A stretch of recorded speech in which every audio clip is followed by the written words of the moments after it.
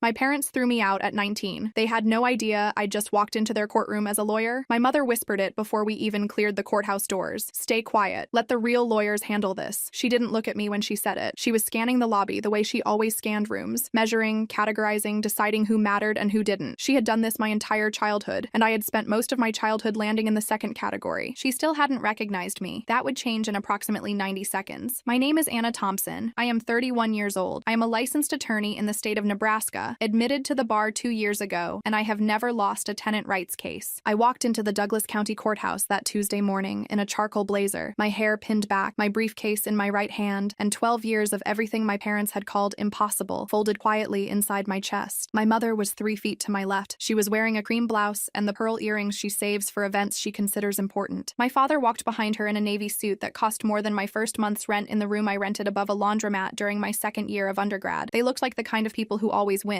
They had no idea I was about to introduce them to a different kind of day. I need to back up, because this story only makes sense if you understand what they threw away. I grew up in a 4-bedroom house in Omaha's Oxarbin neighborhood. Nice streets, good schools, the kind of block where people take the trash cans in before sunset because appearance is a form of morality. My father, Richard Thompson, owned a small residential property management company, 6 buildings, 42 units, a rental income that kept us comfortable and kept him feeling like a man who had built something from nothing, which he reminded us of frequently. My mother, Diane, did not work outside the house. She organized charity luncheons, managed the social calendar, and maintained what she called standards, with the intensity of someone who understood that standards, once relaxed, let everything in. I was their eldest. My brother Derek was 2 years younger, blonde, athletic, and understood by the family to be the one with potential. I was, and I'm using their word here, difficult. I asked too many questions. I argued with teachers my parents had already decided were correct. I read too much, cared too loudly about the wrong things, and failed consistently to perform the version of femininity my mother had decided was appropriate for a daughter of the Thompson household. The specific argument that ended my time in their house happened on a Saturday in October of 2012. I was 19. I was home from community college for the weekend, which I had been attending on a partial scholarship while working 15 hours a week at a copy shop. I had told my parents I wanted to transfer to a 4-year university and eventually attend law school. My father looked at me across the kitchen table and laughed. Not cruelly, just simply. The way you laugh at something that has no bearing on reality. "Law school," he said. "Law school," I confirmed. He told me I was chasing fantasies that cost other people money. My mother said I had been difficult since birth and that she was tired of subsidizing my self-importance. Derek sat at the end of the table eating cereal and looking at his phone. By Sunday evening, my clothes were in 2 black garbage bags on the front porch. My mother handed me $40 in cash. My father did not come to the door. I stood on that porch in October air with 2 bags and $40 and a very specific feeling in my sternum. Not grief, not shock, but something that hardened slowly and completely, the way water becomes ice. There is no drama in this part. I did not scream. I did not beg. I picked up the bags and I started walking. That feeling never fully left me. I learned to use it. I will not collapse 12 years into a paragraph because the 12 years deserve more than that, but here is the shape of them. My friend Kelsey Hartman let me sleep on her couch for 6 weeks. She was 20, worked at a coffee shop, and split her groceries with me without making it feel like charity. I have loved her for that in the particular way you love someone who helped you survive something. I kept my scholarship. I picked up more hours at the copy shop. I filed my own FAFSA, correctly for the first time now that my parents' income was no longer on it, and qualified for federal aid that covered the gap. I transferred to the University of Nebraska, Omaha in January of 2013. I worked 25 hours a week and graduated in 2016 with a degree in political science and a 3.81 GPA, which I am still quietly proud of because I earned it in a room above a laundromat where the dryers ran until midnight and I did homework with earplugs in. I applied to Creighton University School of Law on a Tuesday night in my apartment at my desk with the lamp I bought at a garage sale for $3. I got in. Law school was 3 years of controlled terror. The first semester I studied 11 hours a day and still felt behind. My property law professor, Dr. Gerald Maines, a bald, meticulous man who had argued before the Nebraska Supreme Court, told me in October of my first year that I wrote the clearest issue-spotting memo he had received from a first-year student in 5 years. I sat in his office and received that compliment with a stillness that surprised him, I think. He didn't know that I had been waiting a long time for someone with credentials to confirm that I was, in fact, not the problem. I graduated in 2019. I passed the Nebraska State Bar exam on my first attempt, with a score that placed me in the 83rd percentile. I joined a small civil rights and housing firm called Everett & Cho in downtown Omaha. My supervising attorney was Patricia Cho, JD, 15 years in housing litigation, the kind of attorney who could cross-examine a city inspector and make him grateful for the experience. She mentored me with the directness of someone who had no time for softness and no tolerance for mediocrity, which suited me exactly. In my first 18 months, I took 11 tenant cases. I won 9. 1 settled favorably. 1 I lost on a procedural technicality that still bothers me. me. In 2022, I argued Riverside Properties v. Delgado, a landlord-tenant habitability case involving a single mother of three, a building with failing heat and documented lead paint, and a property management company whose attorney arrived to court with the confidence of a man who had never considered the possibility of losing. The judge ruled fully for my client. The tenants received complete repair orders, 18 months of rent reimbursement, and damages. The case was referenced in a Nebraska Legal Journal article about habitability enforcement the following spring. Judge Holbrook presided. I will get to her. I found out about my parents' eviction case through Claire Oates herself. Claire came to our office on a Wednesday afternoon in March. She was 34, quiet in the way of someone who has been managing her own fear for a while, and she sat in the chair across from my desk with her hands folded and explained her situation in precise, organized sentences that told me she had been rehearsing this conversation. She had rented a 2-bedroom unit from Thompson Property Management for 2.5 years. 6 months ago, she had noticed a black discoloration along the baseboard in her daughter Maya's bedroom. She photographed it. She submitted a maintenance request through the tenant portal. No response in 2 weeks. She submitted a second. No response. She began keeping a log, dates, request numbers, timestamps, with the systematic instinct of a woman who works in medical billing and understands documentation. By the time she submitted her 7th maintenance request, Maya had developed a persistent cough and was being seen by a pediatric pulmonologist. Her name was Dr. Sarah Kwan, MD, at Children's Hospital and Medical Center, Omaha. Dr. Kwan documented in her clinical notes, which Claire had brought in a manila folder, organized by date, that Maya presented with symptoms consistent with mold-related respiratory irritation. The notes explicitly referenced the home environment as a contributing factor. Claire had a city inspector visit the unit in January after she found a number for the housing complaint line through a community legal aid flyer. The inspector was a man named Doug Ferris, Housing Standards Division, 17 years with Douglas County. His report, which Claire also had in the folder, was 14 pages. He cited the unit for 3 code violations, including the presence of Stachybotrys chartarum, black mold, in Maya's bedroom and an adjacent closet. He noted the ceiling above the bedroom showed evidence of ongoing moisture intrusion from a roof drainage issue that had gone unaddressed. His recommendation was that the unit be vacated pending remediation. Claire had stopped paying rent after receiving that report. Thompson Property Management had filed for eviction the following week. I looked at the folder in front of me. 11 maintenance requests, medical records, city inspector report, photographs, 37 of them, time-stamped, clear, damning. Do you know the name of the property owner? I asked. She checked her lease. Richard and Diane Thompson, she said. The company name is Thompson Property Management. I put my pen down. Claire looked at me. Is something wrong? No, I said. I'm going to take your case. I did not tell her who the Thompsons were to me. That felt like information that belonged to me, not to her. She needed an attorney who could win. Everything else was my business. That night, I sat at my desk for a while in the quiet of the office after everyone else had gone home. I thought about the October porch, the 2 garbage bags, the $40. Then I pulled up the county court docket, found the case number, and began preparing. I want to be precise about the preparation because it matters. Patricia Cho reviewed my file on the Friday before trial. She is the kind of attorney who reads everything twice and asks the question you hoped she wouldn't. She read all 37 photographs. She read the inspector's report twice, flagging 3 paragraphs. She read Dr. Kwan's clinical notes with her glasses pushed up, which is what she does when something is good. This is a strong file, she said. Nebraska Revised Statute 76-1431, I said. Implied warranty of habitability. They knew about the mold, failed to remediate, and moved to evict after she exercised her legal right to withhold rent. Patricia nodded. You know it's going to be Gerald Marsh, right? He reps most of the mid-sized landlords in this county. Gerald Marsh, S-Gang. I had been in civil practice for 22 years. He had an office on Farnham Street and a reputation for aggressive pretrial positioning and very expensive suits. He was the kind of opposing counsel who shook your hand with slightly too much pressure to make a point. I know Gerald, I said. He's going to try to discredit the inspector's report. Timeline disputes. I have the submission timestamps from the tenant portal, I said. Server logged. Not editable. Patricia took her glasses off. Who is the judge? Holbrook. She smiled, which she doesn't do easily. Good. The morning of trial, I woke at 5:30 a.m. I made coffee. I reviewed my opening. I checked the exhibit list for the 4th time. My hands were steady. I have learned over years of this work to locate the place inside me where everything goes quiet and operational. It is the same place that got me to the end of that October street with 2 garbage bags. I know how to find it. I arrived at the courthouse at 8:15 a.m. I cleared security. I walked through the lobby toward courtroom 4B, and that is when I saw them, my parents. My father had not changed much. Broader through the shoulders, gray at the temples, the slight redness in his face that had been there since his 50s. My mother was the same, the pearls, the posture, the careful neutrality of a woman who considers composure a public obligation. They were walking in from the side entrance, slightly ahead of me, talking to Gerald Marsh, who had his phone out and was saying something about discovery that I caught the tail end of. They had not looked behind them. I kept walking. Claire was already in the courtroom, sitting at the defendant's table with her hands flat on the surface in front of her, the way people sit when they are trying not to let the room see that they're frightened. She was wearing a gray blazer she had clearly bought recently, tags off, with the particular care of someone dressing for something that matters. I set my briefcase down next to her. I'm "I'm your attorney," I said. She looked at me. "You came." I said I would. Behind me, I heard the specific sound of my mother's pearls, a slight rattle of movement, and then her voice, low and sharp. "You're not a lawyer." I turned. She was staring at me with the expression of someone who has just seen something that should not exist. My father was beside her, his face going through recognition in visible stages, confusion, identification, and then a particular color rising from his collar. I reached into my briefcase, took out my bar card, and held it up. I graduated from UNO in 2016, Creighton Law in 2019, passed the bar on my first attempt. I lowered the card. "Without a single dollar from either of you." My father's voice dropped into the register he used when he was most dangerous. "You were a homeless bum we threw out for being a waste of—" "Richard." Gerald put a hand on his arm because Gerald understood that his clients were about to make his morning significantly harder. "Yes," I said to my father, answering the thing he hadn't finished. "I was homeless. You did that." And I kept going anyway. The door at the front of the courtroom opened. "All rise," the clerk said. "The Honorable Judge Patricia Holbrook presiding." Everyone shut up. Judge Patricia Holbrook had been on the Douglas County bench for 11 years. She was 58, precise, and possessed of a particular quality that I have only encountered in a handful of judges: the ability to make the room understand, through posture alone, that she has already read everything and will not be impressed by performance. She settled at the bench, reviewed the docket sheet, and then looked up directly at me. "Counsel, approach." I walked to the bench. Gerald came from the other side. The judge looked at me over her reading glasses. "Anna Thompson, you argued Riverside last year." "Yes, Your Honor. Full judgment for the tenants." "That's correct." She glanced past me to where my parents sat. Something moved in her expression. Not unprofessional, not dramatic, but present. She had been doing this long enough to recognize a story when it walked into her courtroom. "Let's proceed," she said. Gerald opened with a structure I recognized because I had anticipated it exactly. He painted Claire as a tenant who had been given a quality unit, maintained a difficult relationship with management, and manufactured a habitability grievance as legal cover for non-payment. He showed photographs of the apartment from the move-in inspection. Clean, fresh, irrelevant to what the unit looked like 18 months later. He spoke about my parents with the respectful gravity of a man describing pillars of the community, which, in Douglas County rental circles, they largely were. He was good. I'll give him that. When my turn came, I did not rush. I moved to admit Exhibits A through K. Exhibit A, the maintenance request log, 37 pages, server timestamped, showing 11 unresolved requests submitted between August and December. Exhibit B, the city inspector's report from January, 14 pages, citing 3 code violations including stachybotris chartarum, which I pronounced clearly and let sit in the air for a moment. Exhibit C through J, the photographs, printed 8/10, placed on the evidence cart in chronological sequence, showing the mold progression from visible corner growth to a spread covering approximately 60% of the bedroom's north wall and ceiling. Exhibit K, Dr. Sarah Kwan's clinical records from Children's Hospital, documenting Maya's respiratory presentation and the attending physician's written notation, linking the child's symptoms to the home environment. The room was very quiet. "Your Honor," I said, "Nebraska Revised Statute 761431 establishes an implied warranty of habitability. Landlords in this state are legally obligated to maintain rental properties in a condition fit for human habitation. When they materially breach that warranty and fail to remediate after proper notice, tenants have the right under 761428 to withhold rent until the breach is cured." I turned to face my parents for just a moment, not for effect, because I wanted them to be looking at me when I said the next part. "The plaintiffs in this matter received 11 documented maintenance requests. They acknowledged the moisture issue in a written response dated September 14th, which is Exhibit L, Your Honor, and took no remediation action. They did not hire a contractor. They did not commission a mold assessment. They did not vacate the unit as the city inspector subsequently recommended. What they did do, 12 days after my client received that city inspector's report, was file this eviction." I set down my folder. "This is not a case about a difficult tenant. This is a case about a child who developed a respiratory condition because the adults responsible for her home decided that remediation was inconvenient, and then attempted to use the court system to punish her mother for noticing." The judge let the silence stand for 3 full seconds. Then she turned to Gerald. "Did your clients know about the mold?" Gerald shuffled papers in the way of a man buying time. "They were aware of some moisture. Did they know about the mold?" The shuffle stopped. "Yes, Your Honor. The city inspector's report," the judge said, holding it up, "indicates this unit should have been vacated for remediation 4 months ago." My mother opened her mouth. My father put his hand on her arm. Too late for that. The room had already decided. Judge Holbrook did not hesitate. "Eviction dismissed." Her voice was level and final. "Plaintiffs are ordered to complete all required repairs within 30 days, to full code compliance as verified by reinspection from the Housing Standards Division. Plaintiffs will reimburse 3 months of withheld rent in the amount of $4,200 and will cover all documented medical expenses related to the minor child's respiratory treatment to be submitted within 15 days. She looked at my parents one last time. "I will note for the record that this court does not look favorably on eviction proceedings used as retaliation for the exercise of statutory tenant rights. If those repairs are not completed to code within 30 days, I will refer this matter for further action, which may include civil penalties fees, and a review of the plaintiff's property management license. The gavel came down. Claire made a sound beside me. Not a word, not a sentence, just a sound. The kind that comes out when you've been holding something very heavy for a very long time, and someone lifts it. She turned to me and grabbed my hand with both of hers. Her hands were shaking. Mine were not. "Thank you," she said. "My daughter is going to be fine," I said. "Go home and document everything during those 30 days. If they drag on the repairs, you call me immediately." She nodded. She was crying. I let her. Some moments require that. I was in the hallway outside courtroom 4B, briefcase in hand, when my mother found me. The marble in that hallway is a pale gray-veined white. I know exactly what my heels sound like on it because I had walked out of that building after 3 previous cases, and the sound had always felt correct, like something arriving where it was supposed to be. It sounded like that now. "How dare you?" my mother said behind me. I stopped, turned. She was standing 8 feet away with the expression she used when she felt that something belonging to her had been handled by someone else. My father was behind her, slightly off to her left, jaw set. "I did my job," I said. "You call humiliating your own family your job." I looked at her, not with the 12 years ago version of this look, the one that still wanted something from her. Just clearly, the way you look at something you have finally finished measuring. "You stopped being my family," I said, "the night you put 2 garbage bags on the porch and gave me $40. We gave you everything," my father said. "We raised you. That house,